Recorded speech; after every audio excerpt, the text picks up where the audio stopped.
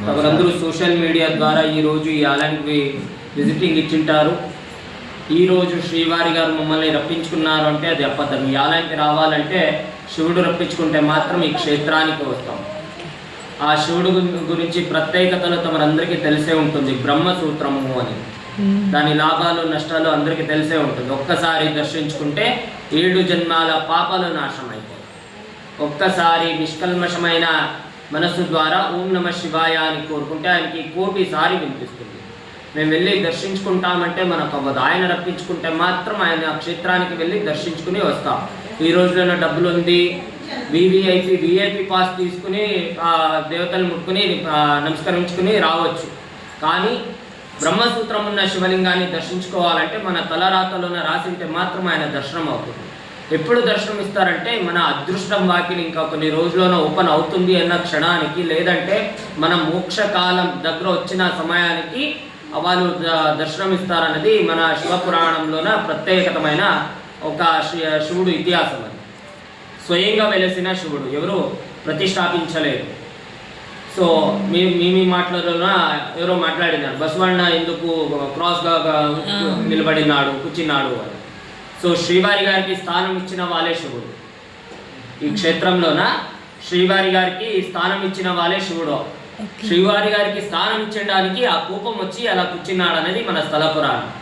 శ్రీవారి గారి గురించి ఏం చెప్పాలంటే, మన భూమండలంలోన తిరుపతి నుంచి రాజమండ్రి అన్నారు కదండి, తిరుపతి నుంచి మన రాజమండ్రి దాకా వస్తే ఒకే రకంలోనే శ్రీవారి గారు కనిపిస్తారు. మీ రాజమండ్రి స్టార్టింగ్ పాయింట్ నుంచి ఎగ్జిట్ పాయింట్ రాజమండ్రినే. ఒక్కరోజు భూమండలాన్ని ప్రదక్షిణ వేసుకుని వస్తే అన్ని కాడ ఎలా ఉంటాడో శ్రీవారి గారు అలాగే ఉంటారు. కానీ గబ్బూర్లో ఉన్న శ్రీవారి గారు దశావతార పట్టిలోన 6వ అవతారాన్ని ఒకే విగ్రహంలోన చూడొచ్చు. మరియు త్రిమూర్తులను కూడా చూడొచ్చు ఆ విగ్రహంలోన. సో ఎలా అంటే పైన క్షీర రాక్షసుడు నారసింహస్వామి లాంటి ముఖం కనిపిస్తుంది. అమిత నాగదేవతలు ఉన్నారు. కింద హనుమంతుడు ఉన్నాడు. శ్రీవారి గారి రైట్ సైడ్ పాదాల పక్కన హనుమంతుడు, లెఫ్ట్ సైడ్ గరుడ, మధ్యంలో ఉండేదే శ్రీవారి గారు. మత్స్యావతారంలో ఉన్న కర్ణకుండలాలు, లైక్ చాప అవతారం, చాపలు లేవు అక్కడ, చాప అవతారంలో ఉన్న కర్ణకుండలాలు. కటిహస్త రూపంలోనే అన్ని కాడ ఇలా ఉంటారు. విఠల పాండురంగ స్వామి ఎలా ఉంటారో ఒక చెయ్యి అలాగే పట్టుకుని ఉంటారు శ్రీవారి గారు. తిరుపతిలోనూ కూడా చూస్తే. కానీ గబ్బూర్లో ఉన్న శ్రీవారి గారు ఎడం చేతి ద్వారా ఆశీర్వాదం ఇస్తున్నారు. ఏ దేవుడైనా కానీ ఏ దేవతలైనా కానీ మనకు కుడి చేతి ద్వారా ఆశీర్వాదం ఇచ్చేది చూస్తాం మేమందరూ. కానీ ఇక్కడ శ్రీవారి గారు మనకు ఆశీర్వాదమే ఇవ్వరు, ఇక్కడ మాత్రం ఎడం చేతి ద్వారా ఆశీర్వాదం ఇస్తున్నారు. అది విశేషం. మరియు త్రిమూర్తిలని వస్తే ఆ పీఠం వచ్చి శివుడిది. పాదాల కింద బ్రహ్మ కమలం కనిపిస్తుంది. 3వ వ్యక్తి మీ కళ్ళ ముందు కనిపిస్తున్నారు, శ్రీవారి గారు. సో ఆగచ్చలు శ్రీవారి గారిని ప్రతిష్టాపించినారు అనేది మన శాస్త్రం ద్వారా తెలుస్తున్న మాహితి. ఎప్పుడు ప్రతిష్టాపనం చేస్తారంటే చైత్ర పౌర్ణిమ ఖగ్రహస చంద్రగ్రహణ మధ్యరాత్రి పూట వాళ్ళ ధ్యాన శక్తి వల్ల శ్రీవారి గారిని మరియు శివుణ్ణి క్షేత్రానికి రప్పించుకుని దేవతల సమ్ముఖంలోనే ఈ విగ్రహాన్ని ప్రతిష్టాపించినారన్నది శాస్త్రం ద్వారా తెలుస్తున్న మాహితి. తమరందరూ ఈ రోజులోన సోషల్ మీడియాలోన ఒక వీడియో హల్చల్ చేసింది. ఈ ఆలయం వీడియో హల్చల్ చేసింది. చల్లటి నీళ్ళు పోస్తే వేడి నీళ్ళుగా మారుతుంది. అది రాంగ్ అండి. చల్లటి నీళ్ళు పోస్తే వేడి నీళ్ళుగా మారదు. కాలుతున్న నీళ్ళు 100 degrees సెల్సియస్ హాట్ వాటర్ అని మేము నార్మల్లీ ఎలా చెప్తామో 10 times మరైతే ఎలాంటి హాట్ వస్తుందో వాటర్, అలాంటి హాట్ వాటర్తో శ్రీవారి గారి శిరస్సు నుంచి అభిషేకం చేస్తే పాదాలకి రాళ్ళొప్పులైన ఫ్రాక్చర్ ఆఫ్ సెకండ్స్ కూడా కాదు, ఫ్రాక్చర్ ఆఫ్ సెకండ్స్లోన కొలాయి వాటర్ లాగా మారిపోతాయి. జస్ట్ లైక్ ఏ ట్యాప్ వాటర్ లాగా మారిపోతాయి. సో ఆ ఒక వైశిష్టత మన కుటుంబ సభ్యులకే తెలిసి ఫస్ట్ కోవిడ్లోనే తెలిసింది. ఎలా తెలుస్తుందంటే కేరళ తాంత్రికులను పిలిపించి ఆలయానికి ఎందుకు జనం రావట్లేదు, శ్రీవారి గారు ఇక్కడ ఉన్నారా లేదా, బలం ఉందా లేదా అని కనుక్కోవడానికి ఆ అష్టమంగళ ప్రశ్న గబూరు శాస్త్రాన్ని ప్రయోగిస్తాం. అప్పుడు శ్రీవారి గారి బలం అంటే అది మనకు తెలిసింది. ఆ వీడియోని 2021 దసరా ఇంకొక 4 నెలలు ఉన్నప్పుడు ఆ వీడియోని అప్లోడ్ చేస్తాము. ఆ వీడియోని చూసిన మీలాంటి భక్తులు 2021 దసరా పార్టీ నుంచి స్టార్ట్ అయిన జనం ఈ రోజు దాకా జనం వస్తున్నారు. కానీ శ్రీవారి గారు ఆజ్ఞ ఇచ్చింది కేవలం 3 సంవత్సరాల దాకా మాత్రమే ఆజ్ఞ ఇచ్చినారు. 3 సంవత్సరాలు కంప్లీట్ అయిపోయింది. మన విజయదశమికి, మన పోయిన దసరా విజయదశమికి అయిపోయింది. భక్తులు మళ్ళీ ఎప్పుడు చూడాలి, మేము ఎప్పుడు రావచ్చు, ఎప్పుడు చూపిస్తారో దాన్ని అంటే ఎవ్రీ ఇయర్ సంవత్సరానికి 9 రోజు ఓన్లీ దసరా టైంలో మాత్రం ఉంటుంది. మార్నింగ్ 8 o'clock లోపల ఎంత త్వరలో వస్తారంటే అంత ముందుకు వచ్చింటారు. హోల్ డే కూడా ఉండదు, అది కూడా కేవలం 20 minutes మాత్రం ఉంటుంది.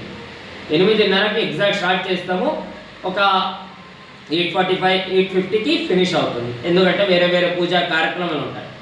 సో ఇదంతా చెప్పి శ్రీవారి గారు మన కుటుంబానికి ఎక్కడ కత్తిరేసేసారంటే డబ్బుల పైన, దుడ్డుల పైన. ఏ రోజు ఇప్పుడు మీరు ఒక half ticket and full ticket అందరిది కలిపి చెప్తున్నా, ఒక 20,000 మాటకి ఏమనుకోకండి, 20,000 ఇస్తాం స్వామి, రేపు పొద్దున వస్తాం, రాయచూరులో స్టే చేస్తాం, లేదంటే మంత్రాలయం స్టే చేస్తాము, సో అది మనకు చూపించండి అని మీరు మాటకి అంటారు. సో నాకు 20,000 వస్తుంది కదా రేపు ఒక్క క్షణానికి అని నేను అది అభిషేకం మీ దగ్గర డబ్బులు తీసుకుని అభిషేకం చేస్తే, ఏ రోజు భక్తుల దగ్గర డబ్బుల కోసమని మేము డబ్బులు తీసుకుని అభిషేకం చేస్తామో ఆ రోజు నుంచి ఆ క్షణం నుంచి నా వంశం కంప్లీట్ అయ్యేదాకా వేడి నీరు చల్లటి నీరుగా మారదంట. సో కాబట్టి 3 సంవత్సరాలు, ఈ మొన్న పోయిన విజయదశమి 3 సంవత్సరాల క్రితం కూడా ఆ అభిషేకానికి ఏ భక్తుల దగ్గర ₹1 కూడా తీసుకోలేదు. వేరే వేరే పూజా కార్యక్రమాలకు ఉన్నాయి, సో ఆ వేడి నీళ్ళ అభిషేకానికి లేదు. ఆమె నవరాత్రిలోన నెక్స్ట్ చేసే నవరాత్రిలోన కూడా తీసుకోము. ఈ ఆమె సోషల్ మీడియాలో గణ్య వ్యక్తులు ఉంటారు, ప్రతి దానికి కమెంట్ చేసే వాళ్ళు ఉంటారు. సో అలాగే మన ఆలయానికి కూడా కమెంట్స్ వచ్చినాయి, సారీ మీ అందరి ఆలయానికి కమెంట్స్ వచ్చింది. సో డబ్బుల కోసం చేస్తున్నారు, పూజారికి చేయడానికి పని లేదు, పాట లేదు. చెప్పాలంటే ఎవరు ఖాళీ ఉంటాం, వాళ్ళ ఆలయంలో ఉంటాం మేము 5 అన్నతమ్ములు, 3 పూజారికి. సో ఎవరు ఖాళీ ఉంటాం వాళ్ళు ఉంటాం, ఎవరు ఖాళీ ఉన్నాం స్పెషల్లీ చెప్పాలప్ప అంటే. సో మన వ్యాపారం, ఉద్యోగం, ల్యాండ్స్, ప్రాపర్టీస్ ఇలాంటివి చూసేదే మనకు ఇంకా ఎవరైనా కావాలప్ప మనకి అవన్నీ చూడడానికని మేము అనుకుంటున్నాం. సో మన సేవ బాధ్యత, మన పూర్వీకులు చేసిన ఆస్తి ఇది, మేము చేసుకుంటా వెళ్ళాలి, అది మన కర్తవ్యం. సో కాబట్టి ఆర్టీ తట్టలోనే ఇచ్చిన డబ్బుల నుంచి ఆన్లైన్ మీరు 10 కోటి డొనేషన్ ఇచ్చిన ₹1 కూడా ఇంటికి తీసుకుని పోలేదు, తీసుకుని పోము. ఏం చేస్తున్నారు ఆ డబ్బులు అంటే, సో ఎవ్రీ వీక్ అన్నదానానికి ఇన్వెస్ట్ చేస్తున్నాం, ప్రతిరోజు చేయట్లేదు. సో మన సంకల్పం ఉంది, దృఢ సంకల్పం ఉంది. శ్రీవారి గారు ఏ రోజు కళ్ళు ఓపెన్ చేస్తారో ఆ రోజు నుంచి ప్రతిరోజు అన్నదానం చేయాలి అనుకుంటున్నాం. ఎందుకంటే సమయం కాకుండా సమయం జనం ఆలయానికి వస్తున్నారు.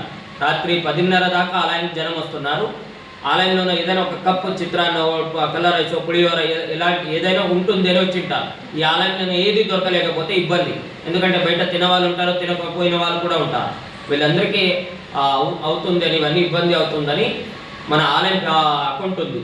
సో 3 సంవత్సరం నుంచి ఈ రోజు దాకా ఉన్న అమౌంట్ అంటే ₹12,66,833. మీరేం తీసుకుని పోవారు, నేనేమో మీకు ఇవ్వను, అవునా? తీసుకుని పోతారంటే అకౌంట్ డీటెయిల్స్ ఇస్తా, తీసుకుని పోండి, సో ప్రాబ్లం ఏదీ లేదు. సో అది అయిపోయిన తర్వాత ఆ డబ్బుల్ని 1 CRకి కన్వర్ట్ చేయాలి అనుకుంటున్నాం, బికాజ్ ఆఫ్ ప్రతిరోజు అన్నదానానికి. ఆ 1 CR కన్వర్ట్ చేసి శ్రీవారి గారి పేరు పైన FD చేస్తే నెలకి 4 నుంచి 5% ఇంట్రెస్ట్ వస్తుంది, 4-5 లక్షల దాకా ఇంట్రెస్ట్ వస్తుంది. మార్నింగ్ 11:30కి స్టార్ట్ అయిన అన్నదానం రాత్రి 9:30 దాకా కంటిన్యూగా అన్నదానం, ఒక అన్నం సారు, ఒక సిర లాంటిది ఏదో స్వీట్ పెడితే సో అది కంటిన్యూగా అవుతుంది. ప్రసాదం పక్కన పెట్టినా కూడా సో ఇంతమంది నా చెల్లి, అక్క, తమ్ములు అందరూ ఉన్నారు. సో మాట మీదే ఎగ్జాంపుల్ తీసుకుంటున్నా. మీకు ఉండడానికి ఆస్తి ఉండదు, ఉండడానికి ఇల్లు ఉండదు, ప్రాపర్టీ ఉండదు, ల్యాండ్స్ ఉండదు, ఉద్యోగం ఉండదు, వ్యాపారం ఉండదు. ఎవరో ఇచ్చిన ఒక స్థలంలోన ఒక షెడ్ కొట్టుకుని అక్కడ జీవితం చేస్తుంటారు. మీ ఇంట్లో ఒక అమ్మాయి పుట్టి ఉంటుంది, సో పెళ్లి వయసుకి వచ్చి ఉంటుంది, ఏజ్కి వచ్చి ఉంటుంది. సో మీ దగ్గర ఏది లేకున్నప్పుడు ఇలాంటి మన ఆలయం విజిటింగ్ ఇచ్చి, స్వామి ఇలా పరిస్థితి ఉంది, మీ బ్యాక్గ్రౌండ్ చెక్ చేస్తాం. సో వాళ్ళ అమ్మాయి తండ్రి గారు నిజామా అబద్ధం అని బ్యాక్గ్రౌండ్ చెక్ చేసి, సో నిజాం ఉంటే మీరు ఎవరిని చూపిస్తారో, అబ్బాయిని చూపిస్తారో వాళ్ళ తరపున ఒక 50 to 100 పీపుల్స్, మీ తరపున అబ్బాయి అండ్ 200 పీపుల్స్ ఇద్దరు కలిపి, సో మన గ్రామస్లో ఒక 50 పీపుల్స్ ఉంటారు, మన వాళ్ళు సేవకులు, వాళ్ళు వీళ్ళు అని టోటల్ 250-300 పీపుల్స్కి అన్నదానం చేసి, సో ఆ పాపకి మేము 5 అన్నతమ్ములు అవి నిలబడి ఆ పాపకి పెళ్లి చేసి పంపిస్తాం. ఆ పాప కూడా కష్ట సుఖంలో పెరిగింటుంది కాబట్టి సో పోయిన ఇల్లు కూడా సంతోషంగా గడుస్తుంది. ఆమెద ఇక్కడ వాళ్ళ తండ్రి గారిని, ఆమెద మమ్మల్ని, ఆలయానికి కూడా కోరుకుంటుంది. ఎవరో మా తండ్రి కష్టాన్ని చూసి ఇలాగ 5 అన్నతమ్ములు నా పెళ్లి చేసి పంపించినారప్ప అని. సో దానికి కూడా ఆ డబ్బుల ద్వారా ఇన్వెస్ట్ చేసుకుంటున్నాం. సో 10,000 మందిని మెంబర్షిప్ లాంటివి చేసుకుంటున్నాము. దాంట్లో ఇప్పుడు 22-23 పీపుల్స్ అయినా.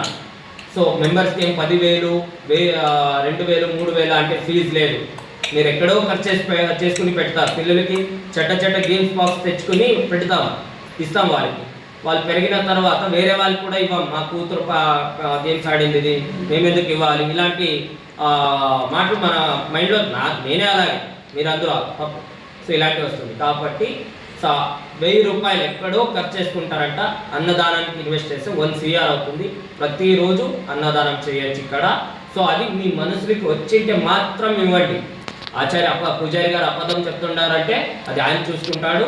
ఆయన కావాల్సింది ఆయన చేసుకుంటాడు. ఇది మన స్థల పురాణం. తెలుగు బాగా రాదు, తప్పుగా మాట్లాడితే క్షమించండి. చక్కగా చెప్పారండి.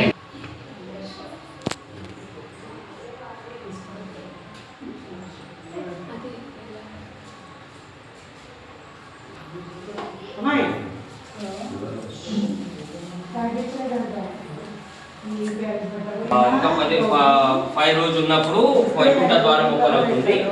పౌర్ణిమ రోజు క్లోజ్ అవుతుంది. తిరుపతికి ఇంకేస్